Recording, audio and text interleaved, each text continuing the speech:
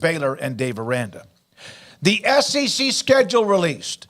Texas A&M. We'll start with them because the Aggies have been a part of this conference.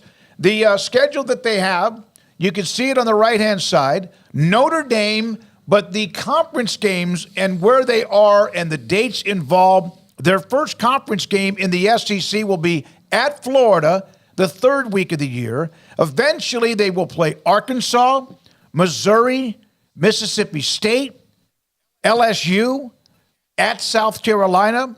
They'll have that non-conference game. The SEC tucks into the back part of November. And then Auburn on the road and Texas. The game, we knew the day, but now there's the schedule with Texas and A&M November 30th. I like how they've just, very calculated, brainwashed people into believing that they can play one less conference game and also have a cupcake game at the end of the year. But, hey, we play all these hard teams, so we deserve it. And if others did this, we would scream bloody murder. Mm-hmm. They just all convinced us of that. I think that that's just kind of BS. Now, granted, you look at the schedule and you see a run of where you're playing, Missouri and LSU and Texas or whatever some of the combinations may be. That's not to say there's not some 3-week stretches where it's super difficult, but I don't know. It's just strange. Like you puff out your chest and say you're the best, but then it's like you say, okay, well then you should play one more cup. Well, we can't do that. That would be too tough. But I thought you were the best. Like I thought, like that. So that doesn't jive with me when it's brag, and then, but you're not. But it's too hard to play another conference game. I would think that you would embrace that and really just take it over the top. But I mean, I get sort of kind of the argument, but I do think there's this weird double whammy of one less conference game, and that just so happens that that's not all the first month. We pluck and take one and we put it there at the end to give a break, and we just accept that, and we don't accept that. There's a lot of people that complain about that, and I'm sure have complained about that today, but that's just a kind of a funny quirk on these SEC schedules that's very noticeable. But when it comes down to, the recency bias in picking postseason teams, a lot of the teams in the postseason didn't have that cupcake the second to last week that they could do things. They didn't have, it's also award season. Like they didn't have somebody, you'd have Jay Daniels running for 500 yards and throwing for 500 yards in a game against the cupcake. I will say this because Jack and I just did talk about it on the earlier show. What the SEC can do this year, though, when that is brought up, they can bring up the schedule for poor Billy Napier and the Florida Gators. Yeah, we're going to get to that one in a moment. Let's go to... we'll get to it. I just wanted to say, I just think that's just funny, and it's noticeable as the years go by more and more, and now that you've got these extra teams in there, it's like, well, you got more teams, so wouldn't it make sense to now play that conference game so that everybody can see each other like a little bit sooner? But no. And so that's just a brilliant marketing deal and a brilliant sort of strategy to have that game there at the end. Well, it's just too tough. We need a break, and they've convinced everybody that, at least in the media for the most part, that's what their right is and that's what they deserve. But there are some brutal stretches, like 2-3 games for some of these teams that we're going to get into here. I wanted to kind of take a look at A&M's a little bit deeper, but I guess if we need to move on, we can. Well, look, if you want to, go ahead. Well, I'm trying to get it pulled up now because I couldn't read what was on the screen there, but let me get it here. Yeah, it's just a little hard for me to read. So okay. Well, never mind. I'm going to have to search for it here. Okay. I'll help you, Craig, here. I got it right here. ESPN doesn't have it updated. I was just trying to go down real quick. They have Notre Dame to start the year. They then play McNeese State at Florida versus Bowling Green against Arkansas, which I think is for another year in Arlington. Then they play Missouri at home, on the road against Mississippi State, home against LSU, at South Carolina, New Mexico State in a non-conference game, and then at Auburn and home against Texas. Yeah, and that Arkansas game is in Arlington. I mean, I commend them for playing Notre Dame. That's the one thing is you will have an Alabama, Texas like this past year, and you'll have some of those big-time games. So, that can kind of sort of make up for the fact that you're not playing as many conference games as everybody else. And an early, conference game I do think is exciting. So you're playing Florida on the road there in week number 3, as opposed to playing, McNeese State and another team like that instead of playing Florida early on. So, to be fair to my argument that I just had, I do think it's kind of weird that not everybody plays the same amount of conference games in the same system. I find that strange. I think at some point, and I don't know if it's going to happen overnight, but I do think at some point that's going to have to change. Yeah, I don't know. Maybe with the more open playoff field and more spots, you're not as concerned about that being an issue of, you losing an extra game, so you're still going to get in. Yeah, I mean, that's a pretty good run that first month, having the Irish come to town and then 2 weeks later playing, in Gainesville, whatever the Gators and Billy Napier are going to look like, and they've got an absolute murderer's row, so good luck to him. But, a lot of fun. Missouri, that'll be a great game. Arkansas is a good rivalry. LSU at home in late October. Then, though, it does get a little bit funky. I think that at Auburn, in late November, depending on where Hugh Freeze has them, could be interesting. But Texas at the end of the year, November 30th on a Saturday, at Kyle Field in College Station, that's going to be amazing pageantry. I mean, that is going to be really cool to see that get reignited. But what I do notice too is you got 2 off weeks. Yeah. You got 2 off weeks. You play Missouri, and then you're off. And then you go to Mississippi State, and you play LSU, and then you go to South Carolina, and then you're off again. And then you come back and you play New Mexico State. So that's where some of that buffering of the schedule really comes into play, where you, starting November, go to Columbia, and then the next couple of weeks you're going to be kind of get yourself back together and kind of breathe a little bit and then try to close out there at Auburn and Texas. But, yeah, the 2 bye weeks is an interesting little wrinkle as well. Well, part of that is also because the season actually does start in August this year, or in 2024. So that allows for that. But I think 2 bye weeks might continue to be the norm until they reshuffle the entire calendar to make things make sense, which they don't right now. Mm-hmm. All right, let's use Oklahoma next, Jack, if you don't mind. Oklahoma's schedule, they open up against Temple. They will then play what is a Big 12 team now with Houston, but a non-conference game next year. Tulane. I remember a couple of years ago, Tulane took them to the edge. Also, their conference games start with Tennessee at home, at Auburn, Texas in the Red River rivalry, and, of course, that game up in Dallas. Followed by South Carolina at home, at Ole Miss. There's that non-conference game tucked in at the end against Maine. At Missouri, Alabama at home, and at LSU. That's going to be interesting. The Missouri continues to build under Drinkwitz like they did this year. That could be one heck of a fun ending, but there's Oklahoma's schedule for 2024. Yeah, so they are going to play Willie Fritz one way or the other, and they are just going to end up playing him at Houston as opposed to with Tulane. So, yeah, I mean, Temple, whatever, but Houston, we'll see what they look like with Willie Fritz. Tulane, they went and made a great hire, so let's see how much they can kind of keep their stride. So that's not just a gimme game. And then when the SEC schedule starts, I think it's exciting for Oklahoma fans to see these teams as opposed to the teams they've been seeing now for the past 20 years. There's no doubt you're going to get a little bit more excited for going to Auburn and going to Ole Miss and to Missouri again, and then having, the likes of Tennessee and Alabama rolling into town, going and closing the year at LSU. So that's a massive step up just in terms of the look of the schedule and just kind of some of the places you're going to be going to. So that's a lot of fun. But, yeah, that first 5 weeks of the season, Houston and Tulane, we'll see what they look like. But Tennessee and then at Auburn, I guess we'll kind of see what they look like as well. But that Tennessee game, little Josh Heupel action, going to see the former, national championship quarterback, the last guy to win a national championship in Norman, Oklahoma as a quarterback. Nearly a century ago. Nearly 25 years ago. Going to be back at his old stomping grounds, and then to Auburn. Then you get that bye week before Texas. So you get a couple of weeks to prepare for UT.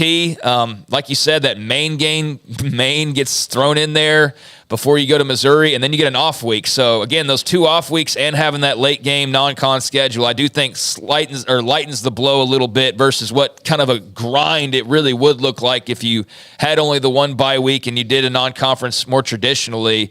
So it makes sense to kind of give you some breathing room for everybody involved there. But Alabama and then LSU, to close out those last couple of weeks, you're going to need that bye week, that second bye week there. All right, now, I want you to look at the Texas schedule. Jack, I don't know if you were able to get the new one up that I sent you, because the one I had earlier was just the non-conference schedule. But here are their games. I'm going to make note right now. You will not see a non-conference game, tucked into the back of their schedule. They don't do that. Their games off the top, they open up with Colorado State. And then they will be at home on the Colorado State. They will then be at Michigan. So A&M plays Notre Dame, Oklahoma in their non-conference, Houston, Tulane at Michigan. Then they play UTSA and then ULM. Then it's straight buzzsaw. Mississippi State, Oklahoma. There's a bye week before that game, just like UT has. Then Georgia at home, Vanderbilt. Florida at home, Arkansas on the road. Kentucky at home in that game on November 30th against Texas A&M and College Station. Like outside, like they have, Michigan, Oklahoma, Georgia on their schedule. So not knocking that. But as far as a soft landing for year one in what is a really tough league, I do think that the Longhorns got as soft a one as you can get when you have, Mississippi State, new coach, Vanderbilt. There's not like that extra game against Tennessee or LSU. Florida and Arkansas coaches on the hot seat. Kentucky's good. I mean they're good, but and then A&M new coach in a ridiculous rivalry game on the that's coming back on the road. So that one could get weird. Like that game probably is going to get weird. In the fact that there's going to be so much emotion in College Station, Texas on November 30th. But yeah, I do. I'm not trying to knock their schedule, but I do think that it works out better for them than maybe some of the people that are still in the league. I will say this, and you might be, if in fact maybe you're right, they're playing Michigan on the road. Well, yeah, like A&M's playing Notre Dame. Yeah, if you're one of those schools and you have a game like that in a non-conference game, and then you get a slight break based on, again, not having LSU or Tennessee, adding on to whatever you have, okay with that. Oklahoma, remember, would have been playing Georgia again, but now, because those games were canceled with the SEC developing, that would not be on their schedule. Yeah, I mean, that week 2 trip to Ann Arbor is a really tough game. That'll be a lot of fun and massive TV matchup, and I'm sure a great atmosphere as well. I think having both Oklahoma and Texas with the bye weeks before that game to make that even is probably a good call, just so that, one doesn't have the advantage over the other. But, I mean, I see where Paul's coming from. You got that Michigan game. I don't think you're worried about any of the other 4, though. Mississippi State's your only other is your first SEC game before the bye, and that's at home. And, I mean, who knows with Jeff Lebby in year number 1 what they look like. But then you get that bye week to prepare for Oklahoma. But that Oklahoma-Georgia back-to-back, that's big time, like getting both of those teams back-to-back. But to Paul's point after that, I mean, at Vandy, so that's a nice landing after playing Oklahoma and Georgia and an off week. And then that last month, I mean, there's 2 road games against 2 traditional rivals, so those could get really weird. Florida and Kentucky, respectable teams. Who knows how good or bad or wherever they are.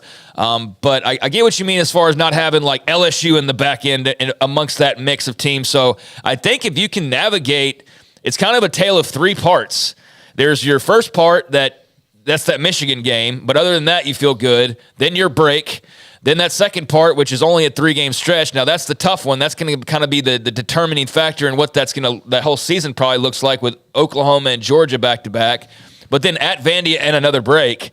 And then that last month and, a couple rivalry games and then Kentucky and Florida. So that'll be a fun, fireworks-filled last month of the season for Texas and a lot of tradition and history there. But, yeah, there's kind of 3 chapters here. They get to keep, as you mentioned, Oklahoma, Arkansas, A&M. That's awesome. All former teams that used to be, when OU was a part of the Big 8 back in the day. Texas will be the flashpoint for why they're going to go to 9, because they do have these, those 3 rivals, and unless they go to 9 or change it, then they're not going to play A&M every year. So and that then they wouldn't play Arkansas as often. So they're going to change that. They just didn't have the cojones to do it this year. But while we're on the SEC schedule, I do think that Florida deserves to be commended, and that's a rare thing for me.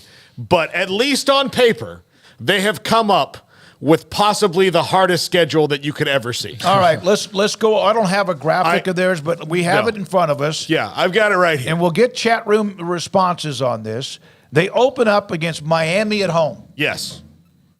Then they play Samford. And let's keep in mind, Billy Napier is on somewhat of a warm seat at this point. I mean, it would be fair to say that there's some proving need to be done here in this next year. Yeah. So all right, Samford, where legendary coach Bobby Bowden went to school. But this is the only game on their schedule that I can promise you Florida will win.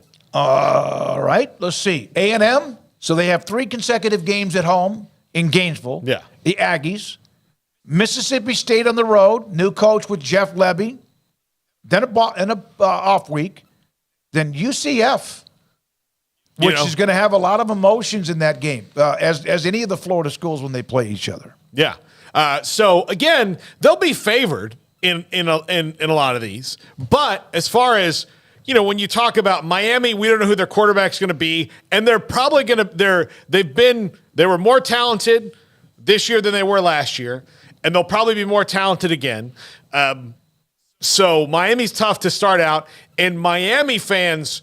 Nobody hates the Gators as much as Florida State does, but Miami really doesn't like them because when Miami got good in the 80s, Florida quit playing. No, they did. Yeah, back when they had those great teams. They do it like once a decade. They do a home and home, and then that's it. So they're back on the schedule. Yeah, they're back on the schedule. UCF in a non-conference game is a little bit dicey, of course. Yeah, especially in the middle, like right in the middle of the year, like that. Yeah, Tennessee, Kentucky, Georgia, Texas, LSU, Ole Miss, and by the way, your arch rival Florida State. So in the last month of the season, after their second bye, they play the 2 teams that barely missed this year's college football playoff, which are both their 2 biggest rivals. They play a team in the college football playoff at their place. They play a team who is on a down year 9-3, and they play a team in Ole Miss who is 10-2 and would have made a 12-team playoff this year.